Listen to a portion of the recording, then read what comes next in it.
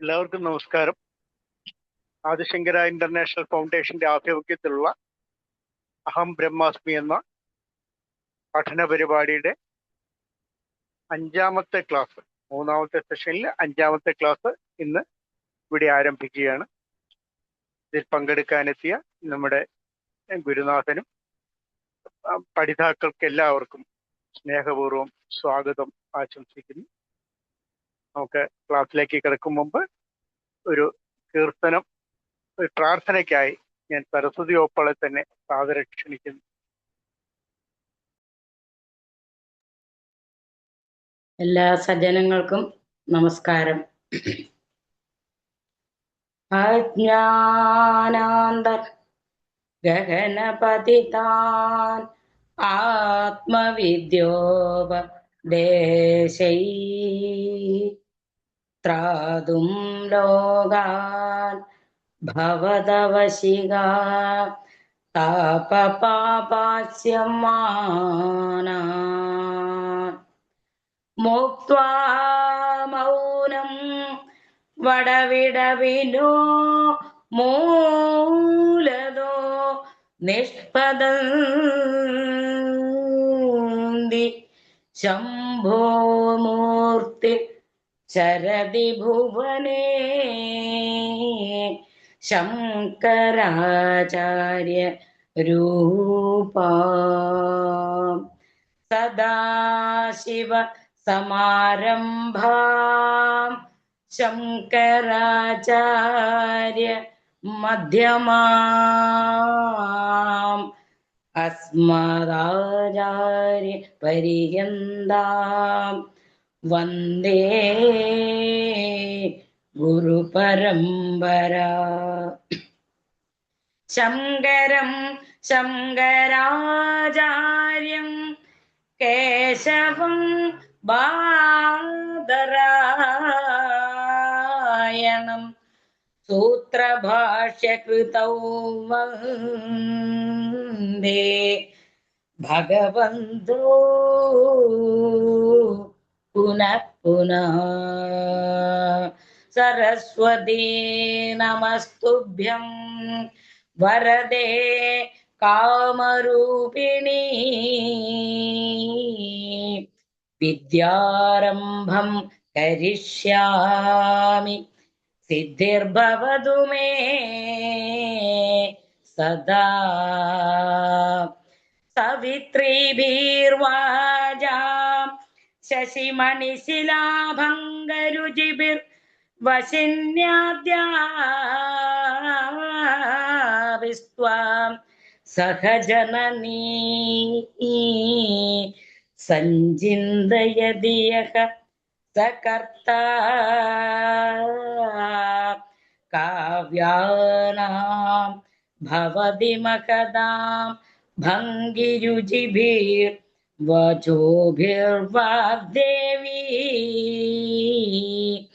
വദനകമലാ മോദ മധുരൈ.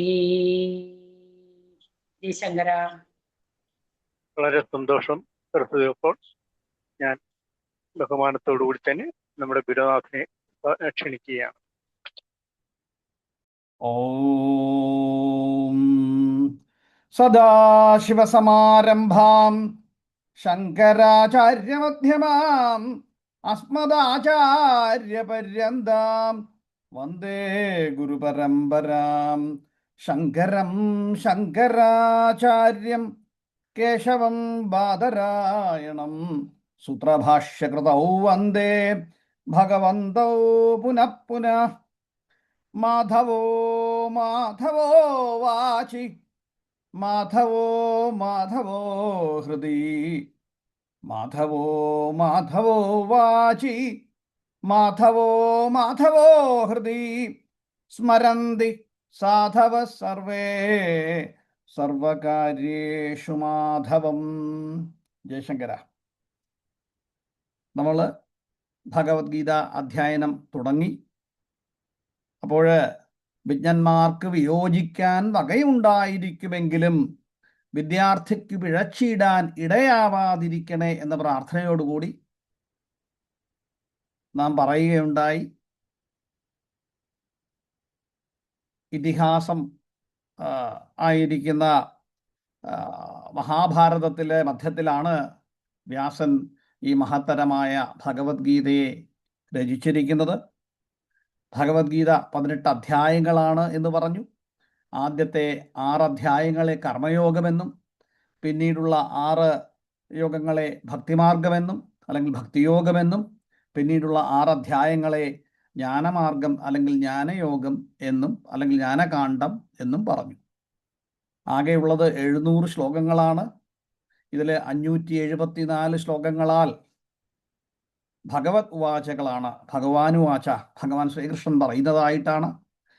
84 ശ്ലോകങ്ങൾ അർജുന ഉവാചയാണ്, അർജുനൻ പറയുന്നതായിട്ടും 41ഓളം ശ്ലോകങ്ങൾ സഞ്ജയ ഉവാച, സഞ്ജയൻ പറയുന്നതായിട്ടും ഒരു ശ്ലോകം ധൃതരാഷ്ട്ര ഉവാച, ധൃതരാഷ്ട്ര പറയുന്നതുമായിട്ടാണ്. അതാദ്യം നമ്മൾ കണ്ടു. ധർമ്മക്ഷേത്രേ കുരുക്ഷേത്രേ എന്ന് നാം പഠിക്കുകയുണ്ടായി. അതിൽ ഈ സഞ്ജയൻ പറയുന്ന 41 ശ്ലോകങ്ങളിൽ 9 ദുര്യോധനൻ പറയുന്നതാണ്. ആ ദുര്യോധനൻ പറയുന്ന ശ്ലോകങ്ങളെ നമ്മൾ കണ്ടു. അതിൽ 6-ാമത്തെ ശ്ലോകം വരെ നാം എത്തി. ഇനി ദുര്യോധനൻ്റെ 3-4 ശ്ലോകങ്ങളും കൂടെ നമുക്ക് കാണുവാനുണ്ട്.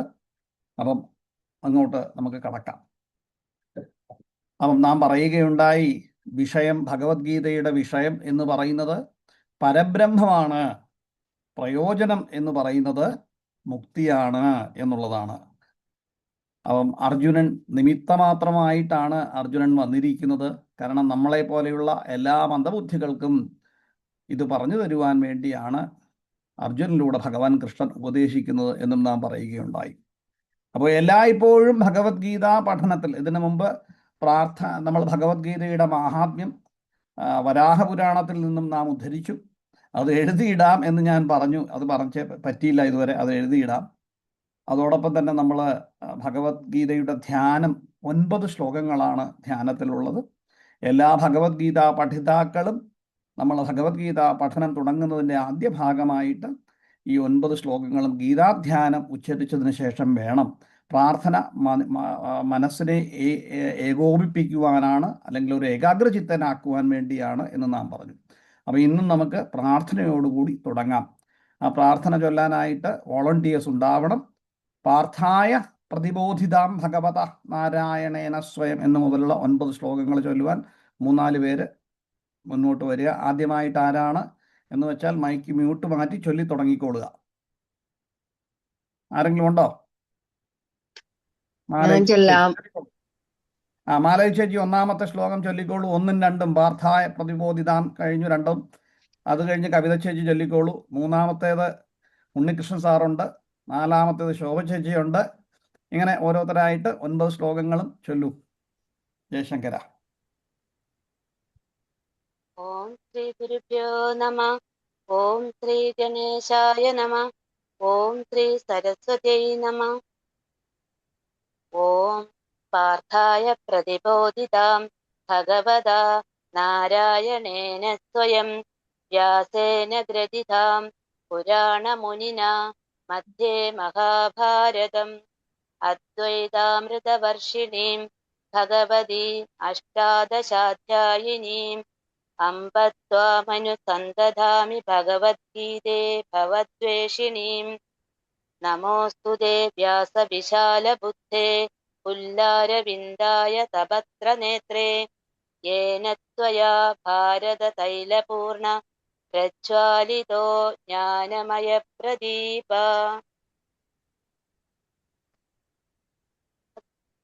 ഓം ചൊല്ലിക്കോളൂ. അടുത്ത ചെല്ലട്ടോ. ചൊല്ലിക്കോളൂ. ഓം ശ്രീ പരമാത്മനേ നമഃ. പ്രപന്ന പാരിജാതായ സ്തോത്രവേത്രൈകപാണയേ ജ്ഞാനമുദ്രായ കൃഷ്ണായ ഗീതാമൃതദുഹേ നമഃ. സർവോപനിഷദോ ഗാവോ ദോഗ്ധാ ഗോപാലനന്ദന പാർത്ഥോ വത്സ സുധീർഭോക്ത दुग्धं गीतामृतं महत् वसुदेवसुदं देवं कंसचाणूरमर्दनं देवगी परमानन्दं कृष्णं वन्दे जगद्गुरुं जयशङ्कर ജയശങ്കര. ഉണ്ണികൃഷ്ണ സാറ്. ഭീഷ്മദ്രോണതടാ ജയത്രതജലാ ഗാന്ധാരനീലോത്പലാ ശല്യഗ്രാഹവതി കൃപേണ വഹനീ കർണേന വേലാകുലാ അശ്വത്ഥാമാ വികർണഘോരമകര ദുര്യോധനാവർത്തനീ സോത്തീർണ ഖലു പാണ്ഡവൈ രണനദി കൈവർത്തക കേശവ പാരാശര്യവച സരോജമമലം ഗീതാർത്ഥഗന്ധോത്കടം നാനാഖ്യാനക കേസരം ഹരികഥാ സംബോധനാബോധിതം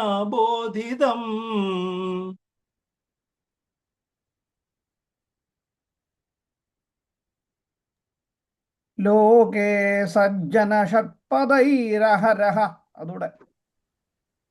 ലോകേ സജ്ജന ഷട്പദൈരഹരഃ പേപീയമാനം മുദാ ഭൂയാത് ഭാരത പങ്കജം കലിമല പ്രധ്വംസിന ശ്രേയസേ. ഞാൻ ചൊല്ലട്ടെ. ആരാ അടുത്തത്? ചന്ദ്രമതി. ചൊല്ലിക്കോളൂ ചൊല്ലിക്കോളൂ. മൂകം കരോതി വാചാലം പങ്കും ലംഘയതേ ഗിരിം യകൃപാതമഹം വന്ദേ പരമാനന്ദമാധവം.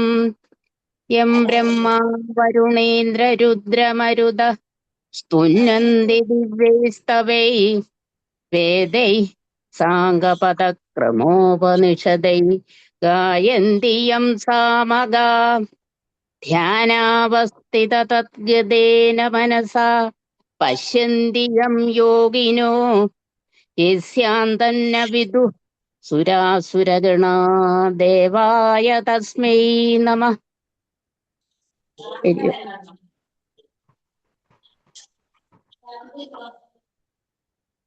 ആ പ്രാർത്ഥനാ ശ്ലോകങ്ങൾ നമ്മൾ ഇന്ന് ആയി. ഇനിയിപ്പോൾ ക്ലാസ് എടുക്കാം. ഇന്ന് 7ാമത്തെ ശ്ലോകമാണ് നമുക്ക് നോക്കേണ്ടത്. അപ്പൊ 7ാമത്തെ ശ്ലോകത്തിലേക്ക് ചിന്തിക്കാം. എല്ലാവരും ഒന്ന് മ്യൂട്ട് ചെയ്തോളൂ. അപ്പം ശ്ലോകം ചൊല്ലാം. അസ്മാകം തു വിശിഷ്ടായേ തന്നിബോ അസ്മാകം തു വിശിഷ്ടായേ തന്നിബോധദ്വിജോത്തമ നായക മമ സൈന്യസ്യ സംജാർത്ഥം ഞാൻ ബ്രവീമതേ. അസ്മാകം തു വിശിഷ്ടായേ തന്നിബോധ ദ്വിജോത്തമ നായക മമ സൈന്യസ്യ സംജ്ഞാർത്ഥം താൻ ബ്രവീമിതേ. എന്താണ് ഇവിടെ പറയുന്നത്? അസ്മാകം എന്ത്? നമ്മളുടെ. അപ്പൊ ഇതിനു മുമ്പ് പാണ്ഡവ സൈന്യത്തെ കുറിച്ചാണ് ദുര്യോധനൻ പറഞ്ഞത്. പാണ്ഡവന്മാരുടെ സൈന്യം എത്ര ബലവത്താണ്, എത്ര ശ്രേഷ്ഠന്മാരുണ്ട് എന്നെല്ലാം ഓരോരുത്തരെയും പേരെടുത്ത് പാണ്ഡവരുടെ സേനാനായകന്മാരെ കുറിച്ച് കഴിഞ്ഞ ശ്ലോകങ്ങളിൽ 6 ശ്ലോകങ്ങളിലൂടെ ദുര്യോധനൻ വർണ്ണിച്ചു. അപ്പം ഇത് ആരോടാണ് പറയുന്നത്? ദ്രോണാചാര്യരുടെ അടുത്താണ് അല്ലേ? അപ്പൊ ഇവിടെ വീണ്ടും ദ്രോണാചാര്യരോട് പറയുകയാണ്, അസ്മാകം തു വിശിഷ്ടായേ. അപ്പം കൗരവർ പാണ്ഡവരുടെ മാത്രമല്ല, അസ്മാകം നമ്മളുടെ, അസ്മാകം നമ്മളുടെ അല്ലെങ്കിൽ ഞങ്ങളുടെ എന്നർത്ഥം. അസ്മാകം തു വിശിഷ്ടായേ. അപ്പൊ നമ്മളുടെ വിശിഷ്ടന്മാരായിരിക്കുന്ന അല്ലെങ്കിൽ പ്രമുഖന്മാരായിരിക്കുന്ന എന്നുള്ളതാണ്. അസ്മാകം തു വിശിഷ്ടായേ എന്ന് വെച്ചാൽ ആരൊക്കെയാണോ, ഏവരൊക്കെയാണ് എന്ന് നോക്കിക്കോളൂ. നമ്മളുടെ പ്രമുഖന്മാരായിരിക്കുന്ന നായകാമമ സൈന്യസ്യ. മമ വീണ്ടും പറയുന്നു. ആദ്യം നമ്മളുടെ എന്ന് പറഞ്ഞു, പിന്നീട് എൻ്റെ എന്ന് പറയുന്നു മമ. അപ്പം മമ സൈന്യസ്യ എൻ്റെ സൈന്യത്തിലെ നായകന്മാര്. അപ്പോ നമ്മളുടെ എന്നിട്ട് ആരോടാണ് പറയുന്നത്? തന്നിബോധ ദ്വിജോത്തമ എന്നാണ്. ദ്വിജോത്തമ എന്നിവിടെ പറഞ്ഞിരിക്കുന്നത് ദ്രോണാചാര്യരെയാണ്. എന്തുകൊണ്ടാണ് ദ്വിജോത്തമ എന്ന് പറയുന്നത്? ബ്രാഹ്മണർക്ക് ദ്വിജൻ എന്ന് വിളിക്കാറുണ്ട് ബ്രാഹ്മണരെ. ദ്രോണാചാര്യര് ബ്രാഹ്മണനാണ്. എന്തുകൊണ്ടാണ് ദ്വിജൻ എന്ന് വിളിക്കുന്നത്? ദ ട്വൈസ് ബോൺ, രണ്ടാമതൊരു ജന്മമാണ്. അതുകൊണ്ടാണ് ദ്വിജൻ. എന്താണ് രണ്ടാമത് ജന്മം എന്ന് പറയുവാൻ കാരണം? ജന്മനാ ജായതേ ശൂദ്ര കർമ്മണാ ജായതേ ദ്വിജ എന്നാണ്. ജന്മം കൊണ്ട് ഭൂമിയിലെ സകല ജീവജാലങ്ങളും, നമുക്ക് ജാതി മതഭേദങ്ങളൊന്നും ഭാരതീയ സംസ്കൃതിയിൽ ഉണ്ടായിരുന്നില്ല, വർണ്ണങ്ങളാണ് ഉണ്ടായിരുന്നത്. അപ്പോൾ ജന്മം കൊണ്ട് എല്ലാ ജീവജാലങ്ങളും ശൂദ്രയോനിയിലാണ് എന്നാണ്. ജന്മനാ ജായതേ ശൂദ്ര കർമ്മണ ജായതേ ദ്വിജ. അപ്പൊ ഇവിടെ കർമ്മങ്ങളിലൂടെയാണ് ബ്രാഹ്മണനാവുന്നത്. ബ്രഹ്മജ്ഞാനേഷു ബ്രാഹ്മണ, ബ്രഹ്മത്തെ അറിയുമ്പോഴാണ് ബ്രാഹ്മണനാവുന്നത്. അതിനെന്താണ്? വളരെ ഡിസിപ്ലിൻഡ് ആയിട്ടുള്ള ഒരു ആചാരാനുഷ്ഠാനങ്ങളുണ്ട്, ഷോഡശ സംസ്കാരങ്ങളുണ്ട്. അങ്ങനെ അപ്പം ശൂദ്രയോനിയിൽ യാതൊന്നുമില്ലാതെ, യാതൊരു സംസ്കാരവും പരിപാലിക്കാതെ, അതല്ലെങ്കിൽ ഒരു അച്ചടക്കമുള്ള ഒരു സംസ്കാരത്തിന് പാത്രീഭവിക്കാതിരിക്കുന്നവനെ ശൂദ്രൻ എന്നതിൽ തന്നെ കണ്ടിന്യൂ ചെയ്യുന്നു. അതല്ല, ഒരു ബ്രാഹ്മണ ജന്മം അത് ദ്വിജനായി മാറുമ്പോൾ അതൊരു ഒരു എന്താണ്? തപസ്യയാണ്. ബ്രഹ്മചര്യം എന്ന് പറയുന്നത് തന്നെ മഹാതപസ്യയാണ്. അപ്പൊ അതുകൊണ്ടാണ് ട്വൈസ് ബോൺ ദ്വിജോത്തമ, ദ്വിജന്മാരിൽ ഉത്തമൻ എന്ന് പറഞ്ഞ് അദ്ദേഹത്തെ പ്രീണിപ്പിക്കപ്പെടുത്തുകയാണ്. കാരണം എന്തുകൊണ്ടാണ്? കഴിഞ്ഞ ശ്ലോകത്തിൽ പറഞ്ഞു, ഒന്ന് കളിയാക്കുകയും കൂടെ ചെയ്തു ഇല്ലേ? എന്തുകൊണ്ടാണ്? ഇദ്ദേഹത്തിന്റെ ദ്രുപദന്റെ പുത്രന അങ്ങ് എല്ലാം പഠിപ്പിച്ചു കൊടുത്തു എന്നൊക്കെ പറഞ്ഞില്ലേ? അപ്പം യുധാനോ വിരാടശ്ച ദ്രുപദശ്ച മഹാരഥ എന്നൊക്കെ പറഞ്ഞു. അപ്പോ അതൊരല്പം വിഷമോ ആകണ്ട എന്നുകൊണ്ടായിരിക്കണം ഈ തൻ്റെ ആചാര്യനെ ഒന്നൊരല്പം പൊക്കിയും കൂടെ പറയുകയാണ്. അപ്പൊ ഇവിടെ പറഞ്ഞ എന്താണ്? അസ്മാകം തു വിശിഷ്ടായേ, അല്ലയോ ബ്രാഹ്മണ ശ്രേഷ്ഠ, നമുക്ക് വിശിഷ്ടന്മാരായിട്ട് ആരൊക്കെയുണ്ടോ അവരെ അങ്ങ് അറിയുക. എങ്ങനെ? തന്നിബോധ, ബോധ എന്ന് പറഞ്ഞാൽ തന്നിബോധ, ബോധം എന്ന് പറഞ്ഞാൽ അറിയുകയാണ് ഇവിടെ. അപ്പോൾ അറിയുക, നിബോധ എന്നാണ്. തന്നിബോധ, അങ്ങ് അറിയുക. ബ്രവീമി എന്ന് പറഞ്ഞാൽ ഞാൻ പറയാം. എന്തിനു വേണ്ടി പറയാം? സംജ്ഞാർത്ഥം, അറിയുവാൻ വേണ്ടി. അപ്പൊ അങ്ങ് അറിയുക, അങ്ങേക്ക് അറിയുവാൻ വേണ്ടി ഞാൻ പറഞ്ഞു തരാം. ബ്രവീമിതേ, പറഞ്ഞു തരാം എന്നാണ്. ഞാൻ പറയുക. നിബോധിത, അങ്ങ് അറിഞ്ഞിരിക്കുക, അങ്ങ് അറിയുക. സംജ്ഞാർത്ഥം, അറിയുവാൻ വേണ്ടി എന്നർത്ഥം. അപ്പൊ മാമക മമ നായക മമ സൈന്യസ്യ, എൻ്റെ സൈന്യത്തിന്റെ ആരാണ്? നായകന്മാരെ കുറിച്ചതാണ്. അപ്പൊ ഇവിടെ സത്യത്തിൽ ദുര്യോധനന്റെ ആ ഒരു മനസ്സിന്റെ ഒരു ചാഞ്ചല്യം കൂടെ വ്യക്തമാകുന്നു. എന്തുകൊണ്ട്? ആദ്യത്തെ ലൈനില് അസ്മാകം തു വിശിഷ്ടായേ, നമ്മളുടെ സൈന്യത്തിന്റെ എന്ന് പറഞ്ഞു. അത് ആ സെന്റൻസ് പൂർത്തീകരിക്കുന്നതിന് മുമ്പേ എൻ്റെ സൈന്യത്തിന്റെ നായകന്മാരെന്ന് പറയുന്നു. അപ്പൊ അദ്ദേഹത്തിന്റെ ഒരു വെപ്രാളത്തെക്കുറിച്ചും ചില ആചാര്യന്മാര് അവിടെ സൂചിപ്പിക്കുന്നുണ്ട് എന്നർത്ഥം. അസ്മാകം തു വിശിഷ്ടായേ തന്നിബോധ ദ്വിജോത്തമാം നായക മമ സൈന്യസ്യ സംജാർത്ഥം താൻ ബ്രവീമിതേ എന്നാണ്. അപ്പൊ എന്താണ്? ബ്രാഹ്മണ ശ്രേഷ്ഠനായിരിക്കുന്ന അല്ലയോ ദ്രോണാചാര്യരെ, നമ്മുടെ സൈന്യത്തില് അല്ലെങ്കിൽ നമ്മുടെ പക്ഷത്തില് യോഗ്യവാന്മാരായിരിക്കുന്നവരെയും എൻ്റെ സൈന്യത്തിന് നായക മമ സൈന്യസ്യ, എൻ്റെ സൈന്യത്തിന് അധിപന്മാരായും ഉള്ളവര് ആരെല്ലാമാണ് എന്ന് അങ്ങ് അറിഞ്ഞാലും അങ്ങയുടെ അറിവിനായിട്ട് ബ്രവീമിതേ, ഞാൻ പറഞ്ഞു തരുന്നു അല്ലെങ്കിൽ ഞാൻ പറയുന്നു എന്നാണ്. അസ്മാകം തു വിശിഷ്ടായേ തന്നിബോധ ദ്വിജോത്തമ നായക മമ സൈന്യസ്യ സംജാർത്ഥം താൻ ബ്രവീമിതേ. അപ്പോൾ ഈ ദ്വിജോത്തമൻ എന്ന് പറയാൻ പറഞ്ഞു, ദ്വിജന്മാരിൽ ഉത്തമനായിട്ടാണ്, ബ്രാഹ്മണരിൽ ഉത്തമനായിട്ടൂടെ പറഞ്ഞു. അപ്പൊ ദ്വിജന്മ ആവുന്നതിന് ഞാൻ പറഞ്ഞു, ഒരു ആചാരാനുഷ്ഠാനങ്ങളുടെ ചുറ്റുവട്ടത്തിലൂടെ ജീവിതശൈലി കൊണ്ട് നടക്കുന്നവനാണ്. ഷോഡശ കർമ്മങ്ങളുണ്ട്. അതായത് ഗർഭാധാനം മുതൽ അവിടെ നിന്ന് തുടങ്ങി പുംസവനം, സീമന്തം, ചാവളം ഇങ്ങനെ വരുന്നു. പിന്നീട് ഉപനയനം, പിന്നീട് സമാവർത്തനം, ഉപനയനം, ബ്രഹ്മചര്യം, സമാവർത്തനം, വിവാഹം, ഇത് കഴിഞ്ഞ് വീണ്ടും മരണം കഴിഞ്ഞും വീണ്ടും 8 കർമ്മങ്ങളുണ്ട്. ഇവയെല്ലാം പരിപാലിച്ച് ജീവിച്ചു കൊണ്ടിരുന്ന ഒരു ഭാരതീയ സംസ്കൃതിയുണ്ട്. അതിൽ ഉത്തമനായിരിക്കുന്നവനെ എന്നുള്ളതാണ് ഇവിടെ വിളിക്കുന്ന ദ്വിജോത്തമൻ എന്ന് പറയുന്നത്. അപ്പം അങ്ങനെയുള്ള ബ്രാഹ്മണ ശ്രേഷ്ഠ, അങ്ങയുടെ അറിവിനായിട്ട് എൻ്റെ സൈന്യത്തെ നയിക്കുന്ന അതിൽ ശ്രേഷ്ഠന്മാർ ആരൊക്കെയാണ് എന്ന് ഞാൻ അങ്ങയുടെ അറിവിന് വേണ്ടി, സംജ്ഞാർത്ഥം, അങ്ങയുടെ അറിവിന് വേണ്ടി ബ്രവീമിതേ, ഞാൻ പറഞ്ഞു തരാം എന്നാണ്. അസ്മാകം തു വിശിഷ്ടായേ തന്നിബോധദ്വിജോത്തമ നായക മമ സൈന്യസ്യ സംജ്ഞാർത്ഥം താൻ ബ്രവീമിതേ. ഭവാൻ ഭീഷ്മശ്ച കർണശ്ച കൃപശ്ച സമിതിം ജയ. നോക്കൂ, ഭവാൻ ഭീഷ്മശ്ച കർണശ്ച കൃപശ്ച സമിതിം ജയ അശ്വത്ഥാമാ വികർണശ്ച സൗമദത്തിസ്തഥൈവ ച. അപ്പൊ ഇതിനകത്ത് ഭവാൻ എന്ന് പറഞ്ഞാണ് അങ്ങ് ബഹുമാനത്തോടെ അങ്ങേ വിളിക്കുകയാണ്. അല്ലയോ എൻ്റെ ഗുരുനാഥനായിരിക്കുന്ന ദ്രോണാചാര്യര് ദ്വിജോത്തമ എന്ന് വിളിച്ചു. ആ ബഹുമാനത്തോടു കൂടിയുള്ള അദ്ദേഹത്തെ വീണ്ടും വിളിക്കുകയാണ്. ഭവാൻ അങ്ങ്. അപ്പൊ നമ്മൾ പറഞ്ഞു ഭീഷ്മദ്രോണതട എന്ന് പറഞ്ഞു. ഭീഷ്മരും ദ്രോണരും തടങ്ങളായിട്ട് നിൽക്കുകയല്ലേ. അങ്ങനെ എൻ്റെ സൈന്യത്തിൻ്റെ തടമായിട്ടുള്ള ഭവാൻ. പിന്നീടോ ഭീഷ്മശ്ച, ഭീഷ്മര് പിതാമഹനാണ്. പിതാമഹൻ യുദ്ധം ജയിക്കുവാൻ ഏറ്റവും കാരണമായി തീരും എന്ന് ശക്തമായിട്ട് ദുര്യോധനൻ ചിന്തിച്ചിരുന്നു എന്നുള്ളതാണ് വരും ശ്ലോകങ്ങളിൽ നമുക്ക് മനസ്സിലാക്കാൻ കഴിയും. അപ്പോ ഭവാൻ ഭീഷ്മശ്ച, പിന്നീടോ കർണശ്ച എന്നാണ്. അപ്പൊ ഭീഷ്മ ദ്രോണ തടാജയദ്രഥജല എന്നൊക്കെ നാം പഠിച്ചു. ഭീഷ്മര്, ദ്രോണര്, പിന്നീടോ കർണൻ. കർണേന വേലാകുല, വളരെ ശക്തനായ അർജുനനെ പോലെ അല്ലെങ്കിൽ അർജുനനേക്കാളും വില്ലാളി വീരനായിരിക്കുന്ന കർണൻ.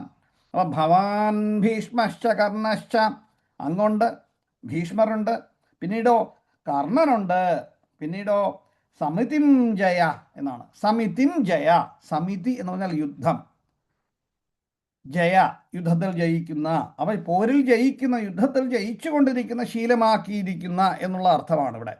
ഭവാൻ ഭീഷ്മശ്ച കർണശ്ച കൃപശ്ച സമിതിം ജയ അശ്വത്ഥാമാ വികർണശ്ച സൗമദത്തിസ്തഥൈവ ച. പിന്നീടോ അശ്വത്ഥാമാവ് ആരാണ്? ദ്രോണാചാര്യരുടെ പുത്രനാണ്. ഭവാൻ അങ്ങുണ്ട് എന്ന് പറഞ്ഞു, ഭീഷ്മരുണ്ട് എന്ന് പറഞ്ഞു, പിന്നീടോ കർണനുണ്ട്, പിന്നീട് അശ്വത്ഥാമാവ്. ഇവരെല്ലാം ആരാണ്? സമിതിം ജയ, യുദ്ധം ജയിക്കുന്നത് ശീലമാക്കിയിരിക്കുന്നവരാണ്. എല്ലായ്പ്പോഴും യുദ്ധങ്ങളിൽ ജയിക്കുവാൻ പ്രാരംഭമുള്ള കഴിവുള്ളവരാണ്. അപ്പോൾ വളരെ ശക്തമായ നേതാക്കൾ എൻ്റെ സേനയിലുണ്ട് എന്ന് പറഞ്ഞു വരികയാണ്. ഭവാൻ ഭീഷ്മശ്ച കർണശ്ച, പിന്നീടോ കൃപശ്ച, കൃപനുണ്ട്. പിന്നീട് കൃപൻ ആചാര്യനാണ്, കൃപാചാര്യരുണ്ട്. പിന്നെ അതുകൂടാതെ അശ്വത്ഥാമാവ്, പിന്നീടോ വികർണശ്ച. വികർണൻ ആരാണ്? ദുര്യോധനന്റെ സഹോദരന്മാരിൽ ഒരാളാണ് വികർണൻ. അദ്ദേഹവും മഹാപരാക്രമിയാണ്. പിന്നീട് സൗമദത്തി തഥൈവ ച എന്നാണ്. ആരാണ് സൗമദത്തി എന്ന് പറയുന്നത്? സൗമദത്തിന്റെ പുത്രൻ.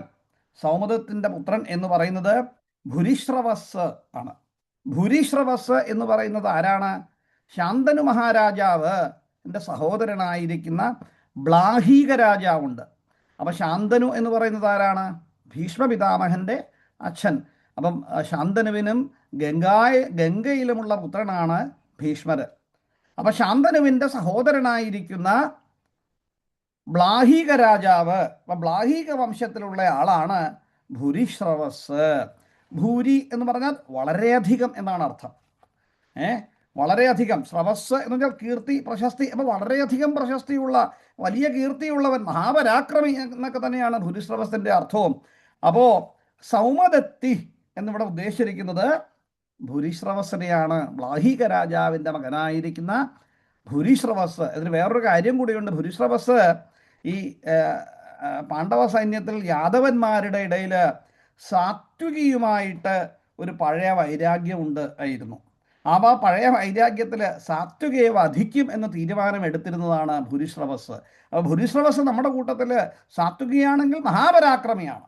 ആ സാത്വികിയെ പോലും വെല്ലുന്നയാളാണ് ഭുരിശ്രവസ് എന്നുള്ളത് കൊണ്ട് നമ്മളുടെ സൈന്യത്തിൻ്റെ ശക്തി വീണ്ടും കൂടിയതാണ് എന്ന് പറഞ്ഞു വരികയാണ്. പക്ഷേ ആ ഭുരിശ്രവസ് സാത്വികയെ പരാജയപ്പെടുത്തുന്നതിന് മുൻപ് അർജുനൻ ആ യുദ്ധത്തിൽ ഭുരിശ്രവസിൻ്റെ കൈ വെട്ടിക്കളഞ്ഞു എന്നാണ്. എന്നിട്ട് അങ്ങനെ ധ്യാനത്തിൽ പോയി ഭുരിശ്രവസ്. ആ സമയത്ത് സാത്വികി ഭുരിശ്രവസിനെ വധിച്ചു. ഇത് നമ്മളുടെ മഹാഭാരതം ഇതിഹാസത്തിലെ ഏറ്റവും ഈ ഒരു ഭാഗത്തെക്കുറിച്ച് ഇത് സത്യത്തിലെ ഒരു എത്തിക്കൽ ആക്ടിവിറ്റി ആണോ അർജുനൻ ചെയ്തത്, അല്ലെങ്കിൽ ആ മഹാഭാരതത്തിലെ എത്തിക്സ് ആണോ എന്നൊരു ചോദ്യം എപ്പോഴും ഉണ്ടായിട്ടുണ്ട് എന്നുള്ളതാണ്. ഞാൻ അങ്ങോട്ട് കടക്കുന്നില്ല. സൗമദത്തി എന്ന് പറഞ്ഞതാണ്. ഇനി ചില ശ്ലോകങ്ങളിൽ ഈ സൗമദത്തി എന്നുള്ളതിന് ശേഷം തഥൈവച എന്ന് പറഞ്ഞാൽ എന്താണ്? അങ്ങനെ തന്നെ. അപ്പം അങ്ങനെ തന്നെ എന്ന് പറഞ്ഞാൽ ഭവാൻ ഭീഷ്മശ്ച കർണശ്ച, ഭവാൻ അങ്ങ്, അല്ലയോ ഗുരുനാഥനായിരിക്കുന്ന ദ്രോണാചാര്യരെ അങ്ങ്, പിന്നീടോ ഭീഷ്മശ്ച, ഭീഷ്മ പിതാമഹനുണ്ട്, കർണശ്ച, വിലാളി വീരനായിരിക്കുന്ന കർണനുണ്ട്, കൃപശ്ച, അതേപോലെ തന്നെ മഹാനായിരിക്കുന്ന കൃപനും, സമിതിം ജയ. അപ്പോൾ സമിതിം ജയ എന്നും, സമിതി ഞാൻ പറഞ്ഞു യുദ്ധം, സമിതിം ജയ യുദ്ധത്തിൽ എപ്പോഴും ജയിക്കുന്നവനുമായിരിക്കുന്ന, അതേപോലെ തന്നെ അശ്വത്ഥാമാവ്, ദ്രോണാചാര്യരുടെ പുത്രനായിരിക്കുന്ന അശ്വത്ഥാമാവ്, വികർണശ്ച, ദുര്യോധനൻ്റെ സഹോദരനായിരിക്കുന്ന വികർണൻ, സൗമദത്തിൻ്റെ പുത്രനായിരിക്കുന്ന ഭുരിശ്രവസും, തഥൈവച അങ്ങനെ തന്നെ. അപ്പം യുദ്ധത്തിൽ ജയിക്കുന്ന, സദാ ജയിക്കുവാൻ കഴിവുള്ളവരായി, അപ്പം അങ്ങനെ തന്നെ, എങ്ങനെ തന്നെ യുദ്ധത്തിൽ സദാ ജയിക്കുവാൻ കഴിവുള്ള എന്നുള്ളതാണ്. അങ്ങനെ യുദ്ധത്തിൽ സദാ വിജയിക്കുന്നവരായിട്ട് എന്നുള്ളതാണ്. അപ്പം വിജയം ശീലമാക്കിയിരിക്കുന്ന ഭവാനും ഭീഷ്മരും കർണനും ജയശാലിയായിരിക്കുന്ന കൃപരും അശ്വത്ഥാമാവും വികർണനും ഭുരിശ്രവസ്സും, അതേപോലെ തന്നെ മറ്റനേകം ശൂരന്മാരും എന്നാണ് അർത്ഥം. അപ്പം ഇവിടെ ചില ശ്ലോകത്തിൽ സൗമദിത്തർ ജയദ്രഥ എന്ന് പറയുന്നുണ്ട്. ജയദ്രഥരെ കൂടി ചേർത്തിട്ടുണ്ട്. മറ്റിടത്ത് തഥൈവച, ഇങ്ങനെ രണ്ട് പാഠഭേദം കണ്ടുവരുന്നുണ്ട്. ജയദ്രഥൻ എന്ന് പറയുന്നത് ദുര്യോധനന്റെ സഹോദരിയായിരുന്ന ദുശ്ശളയുടെ ഭർത്താവാണ് ജയദ്രഥൻ. ജയദ്രഥൻ മഹാപരാക്രമിയാണ്, അല്ലേ? അർജുനൻ സൂര്യാസ്തമനം ഒക്കെ കാണിച്ചിട്ടാണ് ജയദ്രഥനെ വധിക്കുന്നത് തന്നെ. അപ്പോൾ ഈ ഞാൻ പറഞ്ഞു, ഭവാൻ ഭീഷ്മശ്ച കർണശ്ച കൃപശ്ച സമതിം ജയ അശ്വത്ഥാമാ വികർണശ്ച സൗമദത്തിസ്തഥൈവച എന്ന് ഒരു പാഠഭേദം.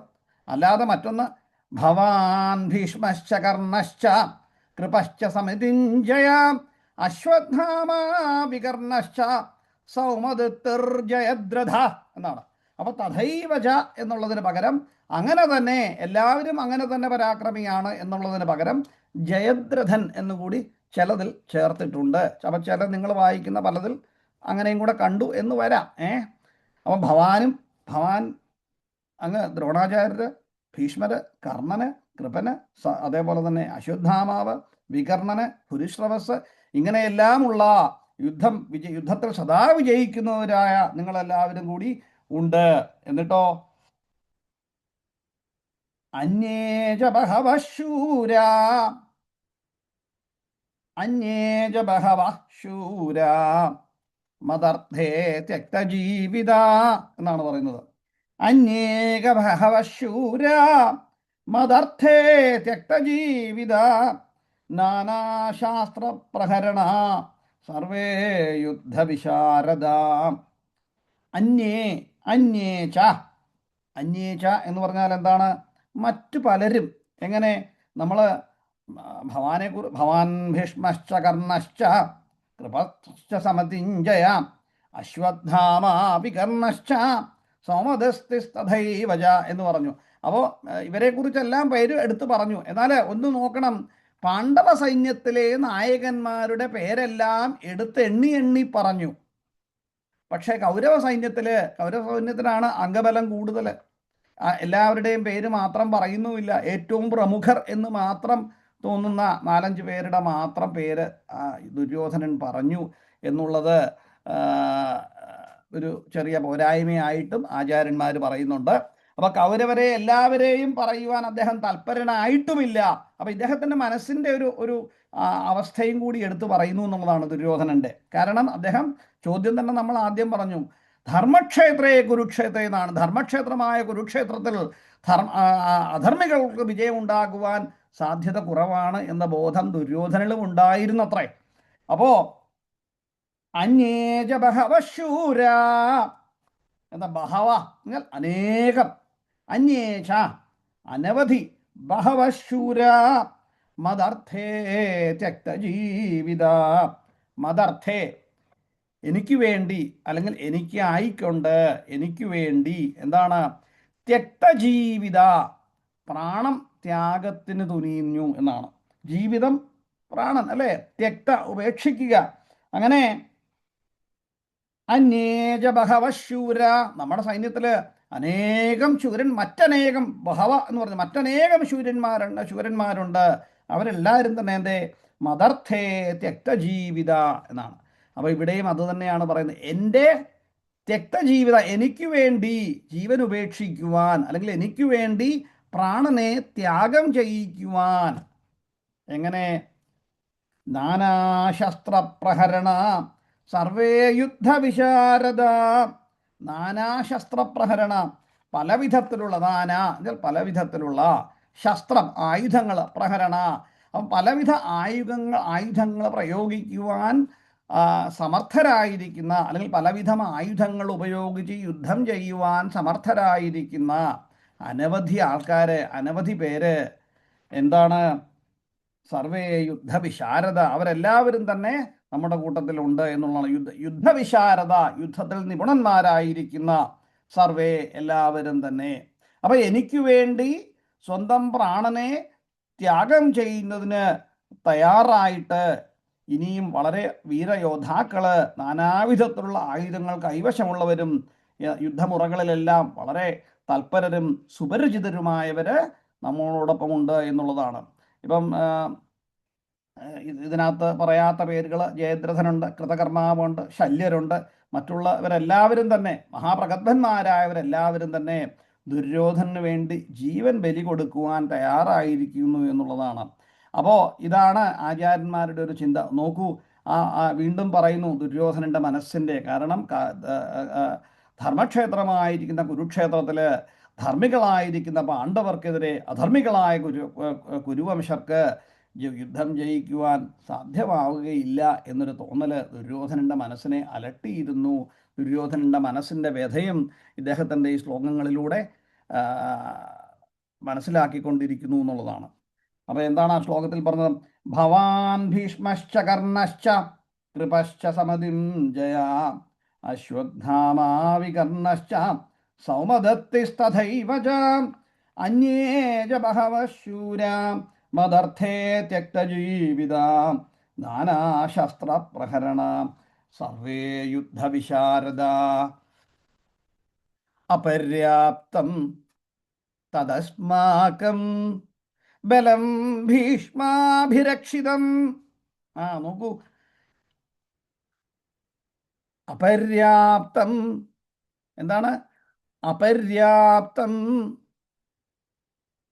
തദസ്മാകം ബലം ഭീഷ്മാഭിരക്ഷിതം. പര്യാപ്തം ത്യുദമേതേഷാം ബലം ഭീഷ്മാഭിരക്ഷിതം. അപര്യാപ്തം തദസ്മാകം ബലം ഭീഷ്മാഭിരക്ഷിതം. പര്യാപ്തം ത്യുദമേതേഷാം ബലം ഭീഷ്മാഭിരക്ഷിതം. അപ്പൊ ഇവിടെ ഒരു ദ്വയാർത്ഥം വന്നിട്ടുണ്ട്. അപര്യാപ്തം എന്നാണ് പറഞ്ഞിരിക്കുന്നത്. അപര്യാപ്തം തദസ്മാകം ബലം ഭീഷ്മാഭിരക്ഷിതം. അപ്പൊ യാതൊന്നാണോ ഭീഷ്മാഭിരക്ഷിതമായിരിക്കുന്നത്? എന്താണ് ഭീഷ്മാഭിരക്ഷിതം എന്ന് പറഞ്ഞാൽ? ഭീഷ്മരാൽ, ഭീഷ്മരാൽ രക്ഷിതം, രക്ഷിക്കപ്പെട്ടിട്ടുള്ളതായിട്ടുള്ളത്. അപ്പൊ യാതൊന്നാണോ ഭീഷ്മരാൽ രക്ഷിക്കപ്പെട്ടിരിക്കുന്നത് അതാണ് തദസ്മാകം. അതേതാണ്? തദസ്മാകം, നമ്മളുടേതായിരിക്കുന്ന ഈ സേന അല്ലേ. അപ്പോ ഈ ഭീഷ്മാഭിരക്ഷിതം, ഭീഷ്മരാൽ രക്ഷിക്കപ്പെട്ടിരിക്കുന്നത് പര്യാപ്തം ത്വിതമേതേഷാം. പര്യാപ്തം അതാണ് അപര്യാപ്തം എന്ന വാക്കാണ് ഉപയോഗിച്ചത്. എന്താണ് അപര്യാപ്തം എന്ന് പറഞ്ഞാൽ? നമ്മളിപ്പോൾ പറയാണ് എനിക്ക് ഇത് അപര്യാപ്തമാണ് എന്ന് പറഞ്ഞാൽ അതിൻ്റെ അർത്ഥം പോരാ, ഇത് തികയുകയില്ല, ഇതുകൊണ്ടൊന്നും ആവുകയില്ല, ഇതുകൊണ്ട് യുദ്ധം ജയിക്കുവാൻ സാധ്യതയില്ല, അപര്യാപ്തമാണ് എന്നൊരു സൂചനയായി അല്ലേ? പക്ഷെ അപര്യാപ്തം എന്ന് പറഞ്ഞാലോ അളവറ്റത് എന്നൊന്നുണ്ട്, അളക്കുവാൻ വയ്യാത്ത ഒന്ന് എന്നൊരു സൂചനയുണ്ട്. അപ്പോൾ ശങ്കരാചാര്യസ്വാമികളുടെ കമൻ്ററികളിൽ പറയുന്നതിൽ, വ്യാഖ്യാനങ്ങളിൽ അപര്യാപ്തം എന്ന് പറയുന്നത് എന്താണ്? ഇത് നമ്മളുടെ സേന ശക്തി കുറവാണ്, ഭീഷ്മരാൽ രക്ഷിക്കപ്പെട്ടിരിക്കുന്ന നമ്മളുടെ സേനയ്ക്ക് ശക്തി കുറവാണ് എന്നൊരർത്ഥം പറയുന്നുണ്ട്. പിന്നീടോ പര്യാപ്തം ത്യുതമേതേഷാം. പര്യാപ്തം എന്ന് പറഞ്ഞാൽ അവിടെ ഉദ്ദേശിക്കുന്നത് ഭീമനാൽ നിയുക്തമായിരിക്കുന്ന, ഭീമനാൽ രക്ഷിക്കപ്പെട്ടിരിക്കുന്ന പാണ്ഡവ സൈന്യം വളരെ പര്യാപ്തമാണ്. എന്തിന്? യുദ്ധം ജയിക്കുവാൻ പര്യാപ്തമാണ്. അപ്പം നമ്മൾ യുദ്ധം ജയിക്കുവാൻ അപര്യാപ്തമാണ്, പാണ്ഡവര് യുദ്ധം ജയിക്കുവാൻ പര്യാപ്തമാണ്, ഇങ്ങനൊരർത്ഥം. അതല്ലെങ്കിലോ അപര്യാപ്തം, നമ്മളുടെ സൈന്യം അളവറ്റതാണ് എന്നാണ് അർത്ഥം. എന്നാലോ ഭീമനാൽ രക്ഷിക്കപ്പെട്ടിരിക്കുന്നതായിരിക്കുന്ന പാണ്ഡവ സൈന്യം എങ്ങനെയാണ്? അതാണ് അസ്മാകം ബലം എന്ന് ഉദ്ദേശിക്കുന്നത്. തദസ്മാകം, ഇവിടെ അസ്മാകം ബലം എന്ന് ഉദ്ദേശിക്കുന്നത് സൈന്യത്തിൻ്റെ ശക്തിയെക്കുറിച്ചാണ് പറഞ്ഞിരിക്കുന്നത്. അപ്പൊ അപര്യാപ്തം തദസ്മാകം ബലം ഭീഷ്മാഭിരക്ഷിതം പര്യാപ്തം ത്വിതമേതേഷാം. ഏതേഷാം ഇവരുടെ, ഇതം, അതാണ് ത്വിതം എന്ന് ഉദ്ദേശിക്കുന്നത് ഇതമാണ്. ഇതം ബലം തു, ഇവരുടെ, ആരുടെ? ഏതേഷാം, ഈ പാണ്ഡവരുടെ. ഏതേഷാം ഇവരുടെ ഈ ബലം, സൈന്യബലമാകട്ടെ എങ്ങനെ? ബലം പര്യാപ്തം. ആരാൽ രക്ഷിക്കപ്പെട്ടിരിക്കുന്നു? ഭീമാഭിരക്ഷിതം. ഭീമനാൽ രക്ഷിക്കപ്പെട്ടിരിക്കുന്ന പാണ്ഡവ സൈന്യം വളരെ പരിമിതമാണ് എന്ന് മറ്റൊരർത്ഥം. പര്യാപ്തമാണ്, പരിമിതമാണ്, വളരെ തുച്ഛമാണ്. അപ്പം നമുക്ക് ഒന്നിനെ കൊണ്ടും ഭയക്കേണ്ട ആവശ്യമില്ല എന്നുള്ളതാണ്. അത് രണ്ടർത്ഥങ്ങളാണ്. അപര്യാപ്തത്തിന് അളവറ്റതെന്നും, അല്ലെങ്കിൽ അപര്യാപ്തം എന്ന് പറഞ്ഞാൽ പോരാ, നമുക്ക് ഇതുകൊണ്ട് ജയിക്കാൻ ബുദ്ധിമുട്ട് എന്നുള്ളതും, അല്ലെങ്കിൽ അളവറ്റത് എന്നർത്ഥം. പര്യാപ്തത്തിനും അതേപോലെ വളരെ പര്യാപ്തമാണ് യുദ്ധം ജയിക്കാൻ, അതല്ലെങ്കിൽ വളരെ പരിമിതമാണ്, യുദ്ധം ജയിക്കുവാൻ ബുദ്ധിമുട്ടാണ് എന്നാണ്. അപ്പം നമ്മൾ ചിന്തിക്കുന്നതാണ്, ദുര്യോധനനെ ഒരു പോസിറ്റീവ് മൈൻഡിലൂടെ നമ്മൾ ചിന്തിച്ചാൽ എന്താണ്? ഈ ഭീഷ്മരാൽ രക്ഷിതമായിരിക്കുന്ന നമ്മുടെ സൈന്യം വളരെ അളവറ്റതാണ്, അതുകൊണ്ട് തന്നെ വളരെ സുരക്ഷിതവുമാണ്. എന്നാൽ ഭീമനാൽ രക്ഷിക്കപ്പെട്ടിരിക്കുന്ന സൈന്യം വളരെ, പാണ്ഡവ സൈന്യമാകട്ടെ വളരെ പരിമിതമാണ് എന്നുണ്ട്. അപ്പം അങ്ങനെ ഒന്ന് ചിന്തിക്കാം. അതല്ലെങ്കിൽ എന്താണ്? ഭീഷ്മരക്ഷിതമായിരിക്കുന്ന നമ്മുടെ സൈന്യം അപരിമിതമാണെങ്കിലും അപര്യാപ്തമാണ്. ഭീമനാൽ രക്ഷിക്കുന്ന പാണ്ഡവരുടെ സൈന്യം പരിമിതമെങ്കിലും പര്യാപ്തവുമാണ് എന്നർത്ഥമായി. പരിമിതമെങ്കിലും പര്യാപ്തവുമാണ്, കുറഞ്ഞിരിക്കുന്നതാണെങ്കിലും ജയിക്കുവാൻ പര്യാപ്തമുള്ളതാണ്.